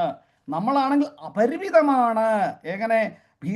ഭീഷ്മനാൽ രക്ഷിക്കപ്പെട്ടിരിക്കുന്നതായിരിക്കും നമ്മളുടെ സൈന്യം അപരിതമാണെങ്കിൽ പോലും, അളവറ്റതാണെങ്കിൽ പോലും, അതിലെ ഏറ്റവും കൂടുതൽ സന്നാഹത്തിൽ നിന്നിരുന്ന പാണ്ഡവരാണ്. അങ്ങനെ അളവറ്റതാണെങ്കിൽ പോലും പാണ്ഡവരോട് ജയിക്കുവാൻ അപര്യാപ്തമാണ് എന്നുള്ളതാണ് ശങ്കരാചാര്യസ്വാമികളുടെ വ്യാഖ്യാനങ്ങൾ കണ്ടത്. മറ്റു ചിലരെല്ലാം പറഞ്ഞിരിക്കുന്നത് ഈ സാമർഥ്യമല്ല, തിരിച്ചാണ് എന്നും പറയുന്നുണ്ട്. ഇങ്ങനെയാണ്, നമ്മളുടെ സൈന്യത്തിനാണ് ബലം കൂടുതലെന്നും മറ്റേത് ഭീമനാൽ രക്ഷിക്കപ്പെട്ടിരിക്കുന്നത് വളരെ പരിമിതമാണ് എന്നുമുള്ള ഒരു ചവിയും ഉണ്ട്. അപ്പോൾ ആ ശ്ലോകം ഒന്നുകൂടെ നോക്കാം. അപര്യാപ്തം തദസ്മാകം ബലം ഭീഷ്മാഭിരക്ഷിതം പര്യാപ്തം ത്വിതമേധേഷാം ബലം ഭീമാഭിരക്ഷിതം. അപ്പം രണ്ട് കൂട്ടരുടെയും ആ സൈന്യബലത്തെ ദുര്യോധനൻ ഒന്ന് താരതമ്യപ്പെടുത്തുകയാണ് എന്നാണ്. അപ്പം തൻ്റെ സൈന്യം ഭീഷ്മരക്ഷിതമാണ്, നമ്മളുടെ സൈന്യം അളവറ്റതാണ് എങ്കിൽ പോലും അപരിമിതമാണ് എന്ന ഒരു വ്യാഖ്യാനമുണ്ട്. അതല്ല മറ്റേത് പാണ്ഡവരുടേതാണെങ്കിൽ ഭീമനാൽ രക്ഷിക്കപ്പെട്ടതാണെങ്കിൽ പോലും എന്നാണ്. കാരണം ഭീമൻ ഭീഷ്മരുമായിട്ട് സംബന്ധിക്കുമ്പോൾ ഭീമനും ഭീഷ്മരുമായിട്ട് യാതൊരു കമ്പാരിസണുമില്ല. മഹാപരാക്രമിയാണ്, ഭീഷ്മരെ ആർക്കും തോൽപ്പിക്കാനും ഒക്കുകയില്ല. അപ്പോൾ ഭീമൻ രക്ഷിക്കുന്നതാണെങ്കിൽ പോലും ആ സൈന്യം പരിമിതമാണ്. ഭീമനാൽ രക്ഷിക്കപ്പെടുന്നതുകൊണ്ട് എന്നത് പരിമിതമാണ്, എങ്കിലും പര്യാപ്തവുമാണ് യുദ്ധം ജയിക്കുവാൻ എന്നുള്ള ഛവി വരുന്നു എന്നുള്ളതാണ് ആചാര്യന്മാർ പറയുന്നത്. അപ്പോൾ ഇത്രയും പറഞ്ഞിട്ട് പിന്നെ ഒരു ശ്ലോകം കൂടെ നമുക്ക് നോക്കാം. അയനേഷു ച സർവേഷു. ഇത്രയും പറഞ്ഞു കഴിഞ്ഞപ്പോഴായിരിക്കണം ഇദ്ദേഹത്തിന് തോന്നിയത് ഇനി അത് പോരല്ലോ, എല്ലാവരെയും കൂടെ ഒന്ന് പ്രീതിപ്പെടുത്തണമല്ലോ. അപ്പം അയനേഷു ച സർവേഷു യഥാഭാഗമവസ്ഥിത ഭീഷ്മമേവാഭിരക്ഷന്തു ഭവന്തഃ സർവയേവ ഹി. എന്താണ്? അയനേഷു ച സർവേഷു യഥാഭാഗമവസ്ഥിത ഭീഷ്മമേവാഭിരക്ഷന്തു ഭീഷ്മമേവാഭിരക്ഷന്തു ഭവന്തഃ സർവയേവ ഹി. അപ്പം സർവേ ഭവന്ത ഏവ ഹി എന്ന് പറഞ്ഞാൽ സർവേ എല്ലാവരും, ഭവന്ത ഏവ ഹി നിങ്ങളെല്ലാവരും, സർവേഷു അയനേഷു എന്നാണ്. അപ്പോൾ സർവേഷു ച അയനേഷു എന്ന് പറഞ്ഞാൽ സൈന്യത്തിൻ്റെ എല്ലാ ഭാഗങ്ങളിലും അല്ലേ, സൈന്യത്തിൽ പ്രവേശിപ്പിക്കുവാൻ തന്ത്രപ്രധാനങ്ങളായിരിക്കുന്ന മാർഗങ്ങളുണ്ട്. നമ്മൾ മലയാളത്തിൽ മുക്കിനും മൂലയ്ക്കും എന്ന് പറഞ്ഞാൽ, പക്ഷെ അങ്ങനെയല്ല. ഇപ്പം ഒരു സൈന്യത്തെ വിന്യസിക്കുന്നതിന് ചില രൂപഭാവങ്ങളൊക്കെ ഉണ്ട്, ഒരു സ്ട്രാറ്റജിക് അപ്രോച്ച് ഉണ്ട്. അപ്പം അങ്ങനെയുള്ള മർമ്മപ്രധാനങ്ങളായിരിക്കുന്ന സ്ഥലത്തെല്ലാം, തന്ത്രപ്രധാനങ്ങളായ സ്ഥലത്ത് എല്ലാവരും തന്നെ നിങ്ങൾ എന്തു ചെയ്യണം? യഥാഭാഗം, അവരവരുടെ സ്ഥാനത്ത്. അപ്പോൾ ഓരോ നായകന്മാർക്ക് ഓരോ സ്ഥാനം കൊടുത്തിട്ടുണ്ട്. നിങ്ങൾ ഇന്നടത്ത് നിൽക്കണം, ഈശാന കോണിൽ നിങ്ങൾ നിൽക്കണം, ഇന്ദ്രകോണിൽ നീ നിൽക്കണം, അങ്ങനെ ആയിരിക്കണം. സൈന്യത്തിൻ്റെ വിന്യാസം അനുസരിച്ച് തന്ത്രപ്രധാന മാർഗങ്ങളിൽ ഓരോ വീരയോദ്ധാക്കൾക്കും നിൽക്കുവാൻ സജ്ജീകരിച്ചിട്ടുണ്ട്. അതുകൊണ്ട് യഥാഭാഗം അവസ്ഥിത, യഥാഭാഗം അവരവരുടെ സ്ഥാനത്ത്, അവരവരുടെ ഭാഗത്ത് എന്താണ്? അവസ്ഥിത നിന്നുകൊണ്ട് എന്നാണ്. അപ്പം അയനേഷു ച സർവേഷു യഥാഭാഗമവസ്ഥിത. പിന്നീടോ ഭീഷ്മമേവാഭിരക്ഷന്തു ഭവന്തഃ സർവയേവ ഹി. ഭീഷ്മം ഏവ എന്നുവെച്ചാൽ എന്താണ്? ഭീഷ്മം ഏവ, ഭീഷ്മരെ തന്നെ എന്നർത്ഥം. ഭീഷ്മരെ തന്നെ. നമ്മൾ VIP ഒക്കെ പോകുമ്പോൾ കമാൻഡോസ് പോകുന്നത് പോലെ നിങ്ങളെല്ലാവരും തന്നെ എന്താണ്? ഭീഷ്മരെ തന്നെ. ഭവന്തഃ സർവയേവ ഹി ഭീഷ്മമേവാഭിരക്ഷന്തു, നിങ്ങളെല്ലാവരും ഭീഷ്മപിതാമഹന് പരിപൂർണമായി രക്ഷിക്കണം. എന്താണ് അതിൻ്റെ അർത്ഥം? പരിപൂർണമായിട്ട് തന്നെ അഭിരക്ഷന്തു, എല്ലാ ഭാഗത്തു നിന്നും കാത്തുകൊള്ളണം എന്നാണ്. ഭീഷ്മ അഭിരക്ഷന്തു, ഭീഷ്മരെ അഭിരക്ഷന്തു, എല്ലാ ഭാഗത്തു നിന്നും കാത്തുകൊള്ളണം എന്നാണ്. കാരണം യുദ്ധത്തിൻ്റെ വിജയം സുനിശ്ചിതമാകണമെങ്കിൽ ഭീഷ്മരുണ്ടെങ്കിൽ മാത്രമേ പറ്റുകയുള്ളൂ. അപ്പോൾ ആ ഭീഷ്മർക്ക് വേണ്ട എല്ലാവിധ പിന്തുണയും നിങ്ങൾ കൊടുത്തുകൊണ്ടിരിക്കണം. ഭീഷ്മം ഏവ, ഭീഷ്മരെ തന്നെ, അഭിരക്ഷന്തു, എല്ലാ ഭാഗത്തും കാത്തുകൊള്ളണം, ഭീഷ്മരുടെ ചുറ്റും കാത്തുകൊള്ളണം. എങ്ങനെ? യഥാഭാഗം അവസ്ഥിത, അവനവൻ്റെ സ്ഥാനങ്ങളിൽ നിന്നുകൊണ്ട്. സർവേ ഭവന്ത ഏവ ഹി, സർവേ ഭവന്ത ഏവ നിങ്ങളെല്ലാവരും തന്നെ, സർവേഷു ച അയനേഷു സൈന്യത്തിൽ പ്രവേശിക്കുവാനുള്ള ആ പ്രധാന മാർഗങ്ങളിൽ എല്ലാവരും തന്നെ എന്നാണ്. അപ്പം ഈ സൈന്യവ്യൂഹത്തിൻ്റെ മർമ്മപ്രധാനങ്ങളായിരിക്കുന്ന സ്ഥാനങ്ങളിൽ നിങ്ങളേവരും അവരവരുടെ സ്ഥാനത്ത് നിന്ന് മാറാതെ അവിടെ തന്നെ ഉറച്ചു നിന്നുകൊണ്ട് ഓരോരുത്തരും ഭീഷ്മപിതാമഹന് പൂർണ്ണമായ അഭിരക്ഷന്തു, എല്ലാ ഭാഗത്തു നിന്നും കാത്തുകൊള്ളണം, പൂർണ്ണമായ പിന്തുണ കൊടുക്കണം എന്നുള്ളതാണ്. അപ്പം ഭീഷ്മരെ ഒന്ന് പുകഴ്ത്തി പറയലും കൂടിയായി. അതോടെ ഭീഷ്മരെ കൊണ്ട് ഇത് ജയിക്കാൻ പറ്റുള്ളൂ എന്നുള്ളത് കൊണ്ട് തന്നെ നിങ്ങളെല്ലാവരും, കാരണം കുറച്ചു മുമ്പ് ദ്രോണാചാര്യരെ ഒരുപാട് പൊക്കി പറഞ്ഞു, അതൊരു പക്ഷേ ഭീഷ്മർക്ക് ഇഷ്ടപ്പെട്ടിട്ടുണ്ടായി കാണുകയുമില്ല. കാരണം രാജാവാണല്ലോ, ഒരു CEO ഉണ്ടാകുന്ന ഡിപ്ലോമാറ്റിക് അഫയേഴ്സാണ്. അദ്ദേഹത്തിൻ്റെ ഒരു നൈപുണ്യം എങ്ങനെ ദ്രോണരെ പുകഴ്ത്തി പറഞ്ഞു. ഒരു പക്ഷേ ഭീഷ്മർക്ക് ദുഃഖമുണ്ടായി കാണാം, ഭീഷ്മർക്ക് താല്പര്യക്കുറവുണ്ടായി കാണാം എന്നുള്ളത് കൊണ്ട് തന്നെ ഭീഷ്മരെ ഒന്ന് പുകഴ്ത്തി മറ്റെല്ലാ രാജാക്കന്മാരും അവരുടെ പ്രാധാന്യം പറഞ്ഞു. അതുകൊണ്ട് എല്ലാവരും ഭീഷ്മരെ സപ്പോർട്ട് ചെയ്യണം എന്നെല്ലാം പറഞ്ഞു എന്നാണ് അതിൻ്റെ അർത്ഥം. അടുത്ത ശ്ലോകത്തിൽ അത് കാണിക്കുന്നുകൊണ്ട് സന്തോഷവാനായിട്ട് ഭീഷ്മര് തൻ്റെ ശംഖ് വിളിക്കുന്നതായിട്ടാണ്. ആ ശ്ലോകം നമുക്ക് അടുത്ത ക്ലാസ്സിൽ പഠിക്കാം. അപ്പോൾ ഇന്നിപ്പോൾ പഠിച്ച ശ്ലോകങ്ങൾ ഒന്ന് ഞാൻ ചൊല്ലാം, ഒന്നുകൂടെ 7 തൊട്ട് 11 വരെയുള്ള ശ്ലോകങ്ങൾ ഞാനൊന്ന് ചൊല്ലാം. നിങ്ങളെല്ലാവരും എൻ്റെ ഒപ്പം ചൊല്ലുക, മ്യൂട്ട് ചെയ്തുകൊണ്ട്. അതിനുശേഷം ആരൊക്കെയാണോ ചൊല്ലാൻ പറ്റുന്ന അവരൊക്കെ ചൊല്ലുക. അതിനുശേഷം എന്തെങ്കിലും സംശയമുണ്ടെങ്കിൽ ചോദിക്കാം, അല്ലെങ്കിൽ എനിക്കായിട്ട് പറഞ്ഞു തരാനുണ്ടെങ്കിൽ അതും പറഞ്ഞു തരാം. നമ്മൾ ശ്രമിക്കുവാനും തയ്യാറാണ്. എല്ലാവരും മ്യൂട്ട് ചെയ്തിട്ട് വായിച്ചുകൊള്ളൂ, ചൊല്ലിക്കൊള്ളൂ. അസ്മാകം തു വിശിഷ്ടായേ തന്നിബോധദ്വിജോത്തമ നായക മമ സൈന്യസ്യ സംജ്ഞാർത്ഥം താൻ ബ്രവീമി തേ. അസ്മാകം തു വിശിഷ്ടായേ തന്നിബോധദ്വിജോത്തമ നായക മമ സൈന്യസ്യ സംജ്ഞാർത്ഥം താൻ ബ്രവീമി തേ. ഭവാൻ ഭീഷ്മശ്ച കർണശ്ച കൃപശ്ച സമിതിം ജയ അശ്വത്ഥാമാ വികർണശ്ച സൗമദത്തിസ്തഥൈവ ച. ഭവാൻ ഭീഷ്മശ്ച കർണശ്ച കൃപശ്ച സമിതിം ജയ അശ്വത്ഥാമാ വികർണശ്ച സൗമദത്തിസ്തഥൈവ ച. ചിലരുടേതിൽ ജയദ്രഥനാണ് എന്ന് ഞാൻ പറഞ്ഞു, കുഴപ്പമില്ല. അന്യേ ച ബഹവഃ ശൂരാ മദർത്ഥേ ത്യക്തജീവിത നാനാശസ്ത്രപ്രഹരണ സർവേ യുദ്ധവിശാരദ. അന്യേ ച ബഹവഃ ശൂരാ മദർത്ഥേ ത്യക്തജീവിത നാനാശസ്ത്രപ്രഹരണ സർവേ യുദ്ധവിശാരദ. അപര്യാപ്തം തദസ്മാകം ബലം ഭീഷ്മാഭിരക്ഷിതം പര്യാപ്തം ത്വിദമേതേഷാം ബലം ഭീമാഭിരക്ഷിതം. അപര്യാപ്തം തദസ്മാകം ബലം ഭീമാഭിരക്ഷിതം പര്യാപ്തം ത്വിദമേതേഷാം ബലം ഭീമാഭിരക്ഷിതം. അയനേഷു ച സർവേഷു യഥാഭാഗമവസ്ഥിതാ ഭീഷ്മമേവാഭിരക്ഷന്തു ഭവന്തഃ സർവൈവ ഹി. അയനേഷു ച സർവേഷു യഥാഭാഗമവസ്ഥിതാ ഭീഷ്മമേവാഭിരക്ഷന്തു ഭവന്തഃ സർവൈവ ഹി. അങ്ങനെ 11 ശ്ലോകങ്ങളാണ് നമ്മൾ പഠിച്ചത്. അതിൽ 9 ദുര്യോധനനാൽ പറഞ്ഞതാണ്. ഇനി ദുര്യോധനന്റെ പറച്ചിലെല്ലാം കഴിഞ്ഞു, സഞ്ജയൻ തന്നെ തുടങ്ങുകയാണ്.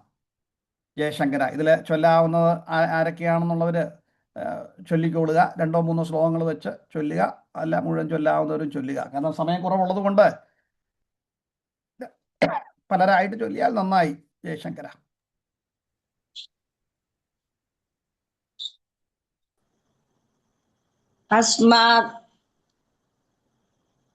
अस्माकं विशिष्टाये तानि बोधदिजोत्तमा नायका मम सैन्यस्य संज्ञार्थं तान् ब्रवीमि ते. भवान् भीष्मश्च कर्णश्च कृपञ्च समितिं जया अश्वत्थामा विकर्णश्च सौमदत्तिस्तथैव च. अन्ये च बहवः शूरा मदर्थे त्यक्तजीविता नानाशस्त्रप्रहरणा सर्वे युद्धविशारदा. अपर्याप्तं तदस्माकं बलं भीष्माभिरक्षितं पर्याप्तं द्विदमेतेषां बलं भीमाभिरक्षितम्. अयनेषु च सर्वेषु यदा भागमवस्थिता ഭീഷ്മമേവാഭിരക്ഷന്തു ഭവന്തഃ സർവ ഏവ ഹി. ജയശങ്കര. ജയശങ്കര. ഉണ്ണികൃഷ്ണൻ സാറാണോ?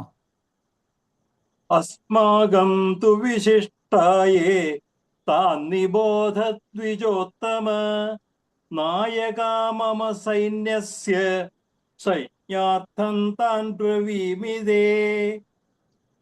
ഭവാൻ ഭീഷ്മശ്ച കർണശ്ച കൃപശ്ച സമിതിഞ്ജയ അശ്വത്ഥാമാ വികർണശ്ച സൗമദത്തിസ്തഥൈവ ച അന്യേ ച ബഹവഃ ശൂരാ മദർത്ഥേ ത്യക്തജീവിതാ നാനാശസ്ത്രപ്രഹരണാ സർവേ യുദ്ധവിശാരദാ. അപര്യാപ്തം തദസ്മാകം ബലം ഭീഷ്മാഭിരക്ഷിതം പര്യാപ്തം ത്വിദമേതേഷാം ബലം ഭീമാഭിരക്ഷിതം. അയനേഷു ച സർവേഷു യഥാഭാഗമവസ്ഥിതാ ഭീഷ്മമേവാഭിരക്ഷന്തു ഭവന്തഃ സർവ ഏവ ഹി. ജയശങ്കര. ഇനി ആരാണ്? ആരെങ്കിലും തയ്യാറായി വരുന്നുണ്ടോ? ഞാൻ ആയിക്കോട്ടെ, ചെല്ലട്ടോ. ആയിക്കോട്ടെ, ആയിക്കോട്ടെ. അസ്മാകം തു വിശിഷ്ടായേ താനി ബോധാദിജോത്തമാ നായകാ മമ സൈന്യസ്യ സജ്ഞാർത്ഥം താൻ ബ്രവീമി തേ. ഭവാൻ ഭീഷ്മം ച കർണം ച കൃപം ച സമിതിജ്ഞയാ അശ്വത്ഥാമാ വികർണശ്ച സൗമദത്തിർജയദ്രഥാ അന്യേ ച ബഹവഃ ശൂരാ മദർത്ഥേ ത്യക്തജീവിതാ നാനാശസ്ത്രപ്രഹരണാ സർവേ യുദ്ധവിശാരദാ. അപര്യാപ്തം തദസ്മാകം ബലം ഭീഷ്മാഭിരക്ഷിതം പര്യാപ്തം ത്വിദമേതേഷാം ബലം ഭീമാഭിരക്ഷിതം. അയനേഷു ച സർവേഷു യഥാഭാഗമവസ്ഥിതാ ഭീഷ്മമേവാഭിരക്ഷന്തു ഭവന്തഃ സർവ ഏവ ഹി. ജയശങ്കര. ജയശങ്കര. ഇനി ആരെങ്കിലും തയ്യാറാവുന്നോ ചൊല്ലാൻ? ചൊല്ലട്ടെ. ആയിക്കോട്ടെ, ചന്ദ്രമതി ചേച്ചി. ആ. അസ്മാകം തു വിശിഷ്ടായേ താൻ നിബോധദ്വിജോത്തമാ നായകാ മമ സൈന്യസ്യ സംജ്ഞാർത്ഥം താൻ ബ്രവീമി തേ. ഭവാൻ ഭീഷ്മശ്ച കർണശ്ച കൃപശ്ച സമതിഞ്ജയാം അശ്വത്ഥാമാ വികർണശ്ച സൗമദത്തിർജയദ്രഥ അന്യേ ച ബഹവഃ ശൂരാ മദർത്ഥേ ത്യക്തജീവിതാ നാനാശസ്ത്രപ്രഹരണാം സർവേ യുദ്ധവിശാരദാ. അപര്യാപ്തം തദസ്മാകം ബലം ഭീഷ്മാഭിരക്ഷിതം പര്യാപ്തം ത്വിദമേതേഷാം ബലം ഭീമാഭിരക്ഷിതം. അയനേഷു ച സർവേഷു യഥാഭാഗമവസ്ഥിതാ ഭീഷ്മമേവാഭിരക്ഷന്തു ഭവന്തഃ സർവ ഏവ ഹി.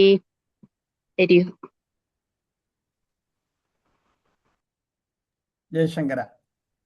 അപ്പോൾ എല്ലാവരും തന്നെ ഇത് ചൊല്ലി പഠിക്കണം, ചൊല്ലി ശീലമാകണം. ഞാൻ ചൊല്ലുമ്പോൾ കൂട്ടത്തിൽ ചൊല്ലി ചൊല്ലി ചൊല്ലി ശീലമുണ്ടാകും. അതേപോലെ തന്നെ ഇവരെല്ലാവരും ചൊല്ലുമ്പോഴും നമ്മൾ അപ്പോൾ ആർക്കും ഭയക്കണ്ട. ഇതൊരു കുടുംബ കൂട്ടായ്മ പോലെ ചിന്തിച്ചുകൊണ്ട് ഒരു കുടുംബത്തിലിരുന്ന് ചൊല്ലുന്ന പോലെ നിങ്ങളെല്ലാവരും തന്നെ വന്ന് മുമ്പോട്ട് ചെല്ലുക. ഞാൻ പറഞ്ഞു എന്തുകൊണ്ടാണ് ഗീത പഠിക്കേണ്ടത് എന്ന് പറഞ്ഞു അല്ലേ? പ്രാരാബ്ധം ഭുജ്യമാനോഹി ഗീതാഭ്യാസരത സദാ എന്നാണ്. അപ്പം സംസാര ലോകത്തിലെ സകല ദുഃഖങ്ങളും നമുക്ക് എങ്ങനെയാണ് സഞ്ചിത പാപങ്ങളുണ്ട്, ആഗമമായിട്ടുള്ളതുണ്ട് എന്നൊക്കെ പറഞ്ഞു.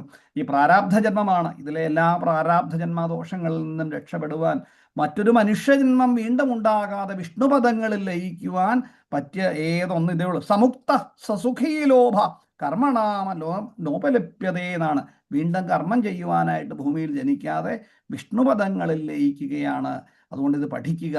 അപ്പോൾ എല്ലാവരും തന്നെ ചൊല്ലണം. നമ്മുടെ കൂട്ടത്തിൽ ഇവിടെ വരുന്നവരെല്ലാവരും തന്നെ ചൊല്ലി ചൊല്ലി വരിക. ഇപ്പോൾ ഒരു വിഷമം ഒന്നും ചിന്തിക്കണ്ട. ഞാൻ ചൊല്ലുന്നത് കൊണ്ട് എങ്ങനെ ഉണ്ടാകുന്നോ, അക്ഷരത്തെറ്റുണ്ടാകുന്നൊന്നും ചിന്തിക്കണ്ട. മുമ്പോട്ട് ചൊല്ലിക്കൊള്ളുക.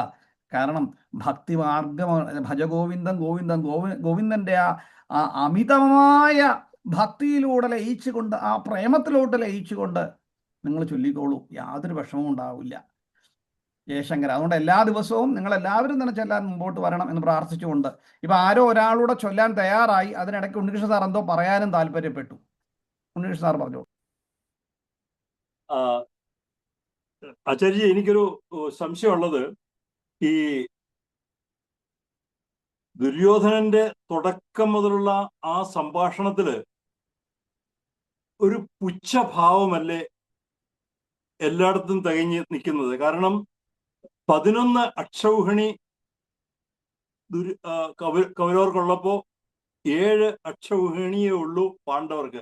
അപ്പോ സൈന്യബലത്തില് ഞാനാണ് കൂടുതല്. പിന്നെ ഞാനെന്നുള്ളൊരു ഭാവം അദ്ദേഹത്തിന് നന്നായിട്ട് എടുക്കുന്നുണ്ട്. കാരണം ദ്രോണാചാര്യ എടുത്ത് പറയുന്നത്, ദാണ്ട് നീ പഠിപ്പിച്ചു വിട്ടവനാ, ദാണ്ട് നിന്റെ മുമ്പിൽ നിന്നോട് കോർക്കാൻ വന്നിരിക്കുന്ന ഒരു ഭാവത്തിലാണ്, അല്ലാതെ അതിനെ റെസ്പെക്ട് ചെയ്തല്ല എന്നാണ് എനിക്ക് തോന്നുന്നത്. പിന്നെ ഒന്നത്, ഇപ്പൊ അവിടുന്ന് പറഞ്ഞതുമാതിരി ആ ദ്വിജോത്തമ എന്നുള്ള ആ വിളി, അത് ദ്രോണാചാര്യർക്ക് ചേർന്നതാണോ എന്നൊരു സംശയം. കാരണം ദ്വിജൻ എന്ന് പറയുമ്പോൾ ഒരു ജസ്റ്റ് ഒരു ബ്രാഹ്മണൻ എന്നുള്ളതിൽ കവിഞ്ഞ് ആ ഉത്തമനൂടെ പറഞ്ഞിട്ടുണ്ട്. പക്ഷെ അദ്ദേഹം ദ്രോണാചാര്യര് ദ്വിജൻ എന്നുള്ള സ്റ്റേജിങ് കഴിഞ്ഞ് വളരെ കൂടുതൽ പഠിച്ച് ആചാര്യൻ എന്നുള്ള ഒരു ബ്രാഹ്മണൻ എന്നുള്ള ആ ശ്രേഷ്ഠനായിട്ടുള്ള ഒരു ഇതായിട്ട് എനിക്ക്, കാരണം അദ്ദേഹമാണ് ഇതിനെ മുഴുവൻ ഇവരെയെല്ലാം പഠിപ്പിച്ചതും ശസ്ത്രവിദ്യയെല്ലാം പഠിപ്പിച്ചതും. പക്ഷെ അപ്പോൾ ആ ദ്വിജൻ എന്നുള്ള ഒരു വേർഡ് അതെനിക്ക് അത്ര എനിക്ക് എൻ്റെ ഒരു സംശയം വന്നതാണ്. ആ ദ്വിജൻ എന്നുള്ളത് ഒരു ശ്രേഷ്ഠൻ എന്നുള്ള പദത്തിനേക്കാൾ കുറച്ച് താഴ്ന്നയല്ലേ അദ്ദേഹത്തിനെ സംബന്ധിച്ചിടത്തോളം. കാരണം പിന്നെ ഒന്ന് പറയുന്നത്, ഈ നായക മമ സൈന്യസ്യ, എൻ്റെ വേലക്കാരനുള്ള എൻ്റെ സൈന്യത്തിന്റെ നായകനാ നീ. അപ്പോ ആ നായക എന്നുള്ളത് അദ്ദേഹത്തെ വിളിക്കുകയല്ലേ, നായക നീ ഞാൻ പറയുന്നത് എന്നോട് കേക്ക്, നായക മമ സൈന്യസ്യ തേ സജ്ഞാർത്ഥം, നിന്നെ അറിയിക്കാൻ വേണ്ടി ഞാൻ പറഞ്ഞു തരുന്നു. അപ്പോ അവിടെയും ഒരു കൊട്ട് കൊടുക്കുന്നില്ലേ ദ്രോണാചാര്യർക്ക്, നീ എൻ്റെ സൈന്യത്തിന്റെ നായകനാണ് എന്നുള്ള ഒരു അർത്ഥം അവിടെ വരുന്നില്ലേ എന്നൊരു സംശയമുണ്ട് എനിക്ക്. ഇതിനകത്ത് സാറ് പറഞ്ഞത് ശരിയാണ്, ഒരു പുച്ഛരസം ഇതിനകത്തുണ്ട്. അപ്പം ഇതിനകത്ത് ആദ്യം തൊട്ട് തന്നെ ദുര്യോധനന്റെ മനസ്സിൻ്റെ ഒരു സങ്കുചിതാവസ്ഥയുണ്ട്. രാജാവ് എന്നതിൻ്റെ ഒരു അഹംഭാവമുണ്ട് എന്ന് നാം പറഞ്ഞു. ഞാൻ രാജാവാണ് എന്നുള്ള രീതിയിലാണ് അദ്ദേഹം അഭിസംബോധന ചെയ്യുന്നത്. അതോടൊപ്പം തന്നെ എവിടെയാണ്, ധർമ്മക്ഷേത്രത്തിലാണ് എന്നുള്ളതിൻ്റെ ബുദ്ധിമുട്ടുമുണ്ട്. ശരിയാണ്. ഇദ്ദേഹം ദ്രോണാചാര്യരുടെ അടുത്ത് ചെല്ലുമ്പോൾ തന്നെ വ്യൂഢാം ദ്രുപദപുത്രേണ തവ ശിഷ്യേണ ധീമത എന്നാണ് ആദ്യത്തെ പുച്ഛം ദ്രോണാചാര്യരോട് പറയുന്നത്. എന്തുകൊണ്ടാണ്? ദ്രുപദനും ദ്രോണാചാര്യരും അവർ തമ്മിൽ ശത്രുക്കളായി. രാജ്യം പകുതി രാജ്യം കൊടുക്കാതെ ദ്രുപദൻ രാജാവായി മാറി, ദ്രോണാചാര്യരെ കൊടുക്കത്തില്ല. അപ്പോൾ എന്നിട്ടോ ദ്രോണാചാര്യർ ഇരുന്നിട്ട് പോലും ദ്രോണാചാര്യരെ ദ്രുപദൻ അത് കൊടുത്തില്ല. എന്നിട്ട് പോലും ദ്രുപദ രാജാവ് ദ്രോണാചാര്യരെ നേരിട്ട് വധിക്കാനും കെട്ടിവലിച്ചുകൊണ്ടൊക്കെ പോയി. അപ്പൊ ദ്രോണാചാര്യരെ ശിക്ഷിക്കാനായിട്ട് അദ്ദേഹത്തിനെ വധിക്കണം എന്ന് ആഗ്രഹിച്ച് തപസ് ചെയ്ത് അദ്ദേഹത്തിന് പുത്രനുണ്ടായതാണ് ആര്? ഇയാള് ദ്രുപദപുത്രൻ എന്ന് പറഞ്ഞിരിക്കുന്ന ആള്. അദ്ദേഹത്തെ വധിക്കണം. അപ്പം അദ്ദേഹത്തിനെ ഒരു ബ്രാഹ്മണൻ ഇതുണ്ട്. എന്താണ് ഞാൻ അന്ന് പറഞ്ഞു, നമ്മള് അധ്യാപനം യജനം യാചനം തഥാ ബ്രാഹ്മണാനാമകൽപ്പയേ എന്നുണ്ട്. അപ്പൊ ഏതാണ്? ബ്രാഹ്മണൻ കാരുണ്യവാനാണ് എന്നുള്ളതാണ്. അപ്പൊ കാരുണ്യവാനായ ബ്രാഹ്മണൻ, അങ്ങ് പറഞ്ഞതുപോലെ അങ്ങനെ കാരുണ്യവാനായ ഒരു ബ്രാഹ്മണന് യുദ്ധം ശ്രേഷ്ഠമാണോ? അല്ല. അപ്പൊ അതും ഒരു പുച്ഛമായി. അപ്പം മൂന്നാമത്തെ ശ്ലോകത്തിൽ തന്നെ കണ്ടുകൊള്ളൂ, അങ്ങ് പഠിപ്പിച്ചിരിക്കുന്നതായിട്ട് ആ ദൃഷ്ടദ്യുമ്നന് അങ്ങ് പഠിപ്പിച്ചു കൊടുത്തിരിക്കുകയാണ്. അപ്പോൾ അങ്ങനെന്തുകൊണ്ടാണ്? കാരുണ്യം കാണിച്ചിരിക്കുന്നു, അത് വേണ്ട എന്നുള്ളതാണ്. അത് കഴിഞ്ഞിട്ടാണ്, ഇതെല്ലാം കഴിഞ്ഞിട്ട് ഒരല്പം പുച്ഛം കൂടിയോ എന്നുള്ളത് കൊണ്ട് തന്നെ ഈ ശ്ലോകത്തിൽ ഇവിടെ പറഞ്ഞു ദ്വിജോത്തമ എന്നൊന്ന് വിളിച്ചു. അപ്പൊ ഇവിടെ അങ്ങ് പറഞ്ഞതുപോലെ ദ്വിജോത്തമൻ, ഉത്തമൻ എന്ന് ചേർത്തു. ദ്വിജന് യുദ്ധം പാടുണ്ടോ? അങ്ങയുടെ കർമ്മമാണോ ദ്വിജനായപ്പോൾ? യുദ്ധമല്ലല്ലോ. ബ്രാഹ്മണാനാമ കൽപ്പയേത് അധ്യാപനം അധ്യയനം യജനം അജനം തഥാ. യജ്ഞിക്കലാണ്, യജ്ഞം പഠിപ്പിക്കുകയാണ്, വേദം പഠിപ്പിക്കുകയാണ്, ഇതൊക്കെയാണ് ചെയ്യേണ്ടത്. അങ്ങനെയുള്ള ഒരാള് പക്ഷെ ഉത്തമ എന്നൊരു ഇത് വിളിച്ചു. അപ്പൊ ഇദ്ദേഹത്തിന് ദുഃഖമുണ്ടാവരുതല്ലോ എന്നുള്ളത് കൊണ്ട് ദ്വിജോത്തമ. അതാണ് ഞാൻ പറഞ്ഞത്, ഒരു ഡിപ്ലോമാറ്റിക് ആക്ടിവിറ്റിയും കൂടെ ഈ പുച്ഛത്തോടൊപ്പം തന്നെ ഡിപ്ലോമസിയും കൂടെ ദുര്യോധനൻ കാണിച്ചിരിക്കുകയാണ്. പിന്നീട് നായക മമ സൈന്യസ്, ഇവിടെ നായക എന്നുള്ളത് എൻ്റെ സൈന്യത്തിൻ്റെ നായകൻ എന്നല്ല ഇവിടെ നായകൻ, കാരണം അദ്ദേഹം നായകനായിരുന്നില്ല. നായകനായിട്ടുണ്ടായിരുന്നത് അശ്വത്ഥാമാവാണ്. ഇദ്ദേഹത്തിൻ്റെ പുത്രനായിരുന്ന അശ്വത്ഥാമാവാണ് അന്ന് ആ തുടക്കത്തിൽ നായകനായിട്ടുള്ളത്. അപ്പോൾ ഇവിടെ ഉള്ളത് നായകാമമ സൈന്യസ്യ, അങ്ങ് പറഞ്ഞതുപോലെ നമ്മളുടെ എന്ന് പറഞ്ഞു, എൻ്റെ സൈന്യം എന്നുള്ളതായി. അപ്പോൾ എൻ്റെ സൈന്യമാണിത്, അങ്ങ് കൂലിക്കാരനാണ്, എനിക്ക് വേണ്ടി അങ്ങും ഞാൻ പറയുന്ന കേൾക്കാൻ ബാധ്യസ്ഥനാണ് എന്നുള്ള ഒരു പുച്ഛഭാവം പൂർണ്ണമായിട്ടും ആ അദ്ദേഹത്തിൻ്റെ സ്റ്റേറ്റ്മെൻറ്റ്സിലും ഉണ്ട് എന്നുള്ളതാണ്. പിന്നീട് ഇതെല്ലാം കേട്ട് കഴിഞ്ഞപ്പോൾ വീണ്ടും ഈ പറഞ്ഞതുപോലെ അടുത്തതിൽ ഭീഷ്മർക്ക് എന്ത് തോന്നിക്കാണും എന്നുള്ളത് കൊണ്ട് ഭീഷ്മരെ ഒന്ന് പൊക്കി. അപ്പോഴും ഞാനെന്നുള്ള ഭാവമാണ്. അപ്പം ഭീഷ്മരെ മാത്രം പോലുള്ള മറ്റുള്ളവരെ കുറിച്ചൊന്നും പറഞ്ഞിട്ടുമില്ല. അപ്പം അവരെ ഒന്ന് പൊക്കാൻ വേണ്ടി എല്ലാവരും നർമ്മമായ സ്ഥലങ്ങളിൽ പോയി നിൽക്കണം എന്ന് പറഞ്ഞു. പിന്നീട് വീണ്ടും മദർദ്ധേ ത്യക്തജീവിത എന്നാണ് പറഞ്ഞത്, എനിക്ക് വേണ്ടി ജീവിതങ്ങൾ. അപ്പം യുദ്ധത്തിൽ ജയിക്കുന്ന യാതൊരു ഉറപ്പുമില്ല. ഇതൊക്കെ മനസ്സിലാണ്, കാരണം മനസ്സ് ഒരു സാരാംശമല്ലേ, അംശാവതാരങ്ങളിൽ പെട്ടതല്ലേ.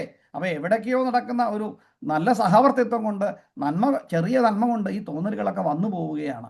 അപ്പോൾ പറഞ്ഞതുപോലെ രാജാവ് എന്ന തോന്നലുണ്ട്, എൻ്റെ ചൊൽപ്പടിക്ക് നിൽക്കേണ്ടവർ എന്ന് പറയുന്ന പുച്ഛമുണ്ട്. പിന്നീടോ ഞാനെന്ന ധാർഷ്ട്യം അവിടെയുണ്ട്. പിന്നീട് ജയിക്കുമോ തോൽക്കുമോ, ധർമ്മയുദ്ധത്തിലാണോ എന്നുള്ള ജയപരാജയ ഭീതികളുണ്ട്. അപര്യാപ്തം എന്ന് പറയുന്നു, അതിൻ്റെ ഞാൻ പറഞ്ഞു രണ്ടർത്ഥങ്ങളുണ്ട് എന്നല്ല. അപ്പം ഇങ്ങനെ പല മൾട്ടിപ്ലിസിറ്റിയിൽ നമുക്ക് ഇതിനെക്കുറിച്ച് ചിന്തിക്കാവുന്നതാണ്. പൂർണ്ണമായിട്ടും അങ്ങ് എടുത്തു പറഞ്ഞ ആ വ്യാഖ്യാനം വളരെ ഉചിതമാണ്. ജയശങ്കര.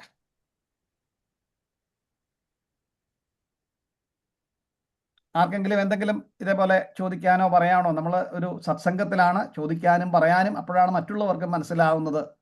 പറയാം, അതൊന്നുമില്ലെങ്കിൽ ഇന്നത്തെ ഈ നമ്മളുടെ പഠനം ഇവിടെ വെച്ച് അവസാനിപ്പിക്കാം എന്ന് താഴ്മയായിട്ട് പ്രാർത്ഥിക്കുന്നു. ജയശങ്കര. എന്റെ സംശയം, ഈ ദ്രുപദൻ എന്ന് പറയുന്നത് ശരിക്കും ആരാണ്? ദ്രൗപദിയുടെ അച്ഛനാണോ? പാഞ്ചാല രാജാവായിരിക്കും ദ്രുപദപുത്രൻ, അത് തന്നെ ദ്രുപദനാണ്. അദ്ദേഹം കഥാപാത്രം എന്ന് പറയുന്നത് ദുഷ്ടനായിട്ടാണോ? അല്ല, ഇവർ വലിയ സുഹൃത്തുക്കളായിരുന്നു എന്നാണ്. രണ്ടുപേരും ഒന്നിച്ച് വേദം അതേപോലെ തന്നെ ആയുധം അഭ്യാസങ്ങളെല്ലാം നടത്തിയിരുന്നു എന്നുള്ളതാണ്. ആര് തമ്മില്? ദ്രോണാചാര്യരും ദ്രുപദരും അവർ സുഹൃത്തുക്കളായിരുന്നു. അത് കഴിഞ്ഞാണ് പിന്നീട് ഒരു കഥയുണ്ട്, ഒരു രാജ്യം പിടിച്ചു പറ്റുന്നതിനും. ആ കഥ വളരെ ദീർഘമുള്ളതാണ്. ആ രാജ്യം കിട്ടിക്കഴിഞ്ഞാൽ പകുതി ഇദ്ദേഹത്തിന് കൊടുത്തുകൊള്ളാമെന്നായിരുന്നു വാക്ക്. അത് കൊടുത്തില്ല എന്നുള്ളതാണ് ദ്രുപദൻ ചെയ്ത ഒരു അനർത്ഥം. അത് ശരി, അല്ലാത്ത ദുഷ്ടകഥാപാത്രമല്ല. ഞാനിത് ചോദിക്കാനുണ്ടായ ഒരു കാരണമുണ്ട്. കാര്യം എന്റെ കൊച്ചുമോന്റെ പേര് ദ്രുപദ് എന്നാണ് ഇട്ടിരിക്കുന്നത്. അപ്പോഴെല്ലാരും പറഞ്ഞ അത് പുരാണത്തിലെ ദുഷ്ടകഥാപാത്രം പാഞ്ചാലി. അതുകൂടെ ഒരു സംശയ നിവാരണത്തിനാണ് ഞാനത് ചോദിച്ചത്. കാര്യം ദ്രുപദെന്നാണ് ഇട്ടിരിക്കുന്നത്.